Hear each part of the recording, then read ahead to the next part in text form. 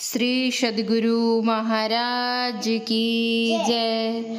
महर्षि में ही दिनचर्या उपदेश से महर्षि जी और भक्त दर्शनार्थी एक सज्जन गंगा में स्नान करके हाथ में फूल और निमंत्रण कार्ड लेकर आँखों से आंसू बहाते हुए गुरुदेव के श्री चरणों में पहुँचते हैं।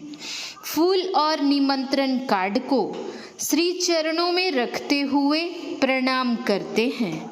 कहने लगते हैं, हुजूर, आप ही की कृपा से मेरी लड़की का विवाह होना निश्चित हुआ है। आप आशीर्वाद दें जिससे बिना बाधा के शुभ विवाह का कार्य संपन्न हो जाए और उन लोगों का जीवन सुखमय हो। इतना सुन आराध्य देव आशीर्वाद देते हुए कहते हैं, मैं दोनों पक्षों को आशीर्वाद देता हूँ, उन लोगों का जीवन सुखमय हो। अपराह्न का समय है। गुरुदेव किन्हीं लोगों को कुछ समझा रहे हैं। उसी समय एक व्यक्ति अपनी धर्मपत्नी को साथ लिए हुए आते हैं।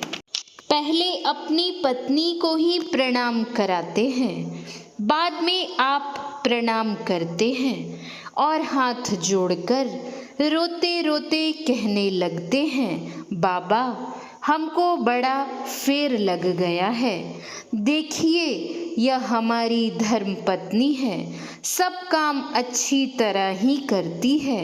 यही है कि कभी कभी यह बेहोश हो जाया करती है। कितना इलाज किया, बहुत रुपए खर्च हो गए। अब ऐसी समस्या आ गई है कि खाने के बिना फिदा हैं। क्या करें समझ में नहीं आता है। अब सब आशा भरोसा छोड़कर आपकी शरण में आ गया हूँ। आप ही हमारा उद्धार कर सकते हैं, दूसरा कोई नहीं।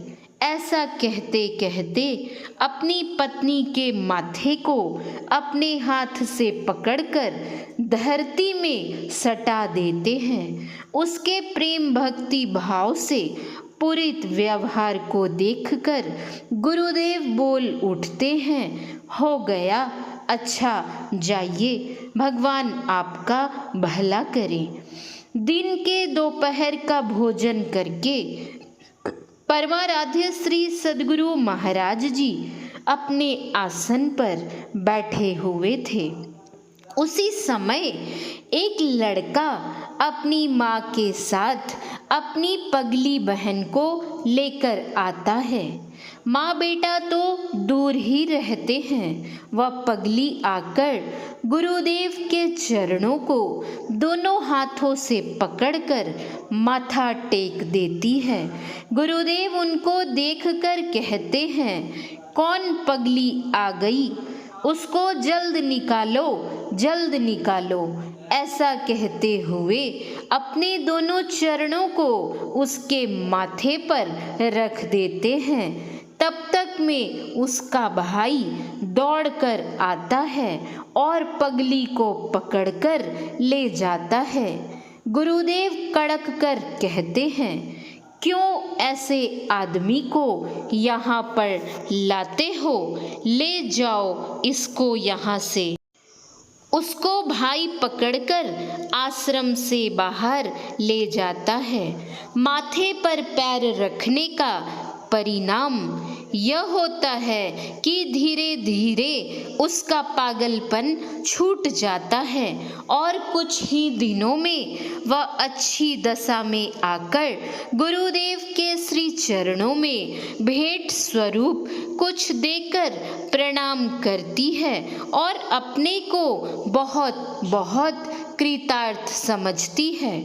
परमाराध्य श्री सद्गुरु महाराज का सायंकालीन भ्रमण करने का समय हो रहा था।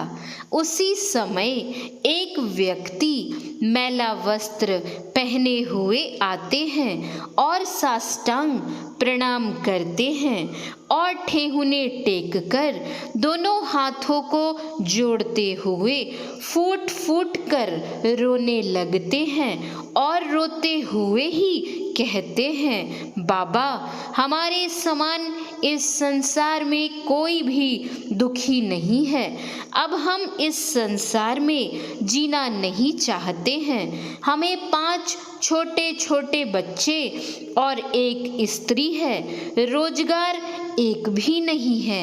जो पूंजी थी उसको भी खा पी कर समाप्त कर दिया। अब बुद्धि ही काम नहीं करती है। क्या करें? मन होता है आत्महत्या कर ले। उनकी दुख भरी बातों को सुनकर आराध्य देव ढाढ़स देते हुए समझाते हैं, देखिए आत्महत्या करने के समान दूसरा पाप ही नहीं है। अच्छा जाइए, परमात्मा किसी न किसी तरह काम चला ही देंगे। सूर्य भगवान पश्चिम की ओर जाकर अब अस्त होना ही चाहते हैं। हवा चलने के कारण ठंड बढ़ रही है। गुरुदेव व्हीलचेयर पर बैठकर टहलने के लिए चलना ही चाहते हैं। उसी समय एक व्यक्ति गमछा ओढ़े हुए आते हैं और दूर से ही माथा टेक कर प्रणाम करते हैं। उनको देखकर गुरुदेव पूछते हैं, इतनी ठंड में कहाँ आए हो? वह बेचारा हाथ जोड़कर कहने लगता है कि बाबा हमारे ऊपर बड़ी विपत्ति आ पड़ी है। हमें एक ही पुत्र है, वह भी 1 महीने से भाग गया है। उसका माथा खराब हो गया है। आप इस दुखी पर कृपा करें जिससे उसको सुमति हो और वह लौट आवे। उनके दुख भरे वचन को सुनकर आराध्य देव पूछते हैं कि वह लड़का सयाना है या बच्चा। सयाना कहने पर कहते हैं, जब उसको घर की याद पड़ेगी तब अपने आप आ जाएगा। अच्छा अब बगल हट जाओ। वे खुशी खुशी प्रणाम करके चले जाते हैं। गुरुदेव ऐसे प्रेम भाव के भूखे होते हैं। इनके पास विनम्र और निष्कपट होकर आना चाहिए। मैं उच्च जाति का हूँ, मैं इतना पढ़ा लिखा हूँ, अमुक उच्च और प्रतिष्ठित पद पर हूँ, मुझे इतनी संपत्ति है।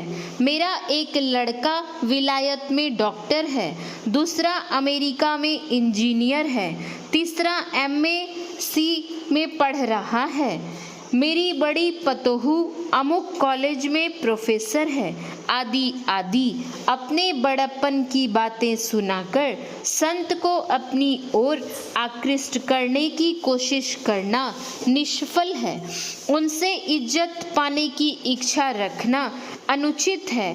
आत्म प्रशंसक, अहंकारी, छली, प्रपंची, उज्जड़ व्यक्तियों की ओर से संत उदासीन हो जाते हैं। उनके पास जाति, पद, विद्या, धन, कुल, गुण आदि के अहंकार का टोप सिर से उतार कर आना चाहिए। विशेष नहीं कुछ हो सके तो 2-4 पुष्प ही इनके चरणों में रखकर श्रद्धा पूर्वक प्रणाम करना चाहिए। सच्चे हृदय से विनम्रता पूर्वक बातें करनी चाहिए।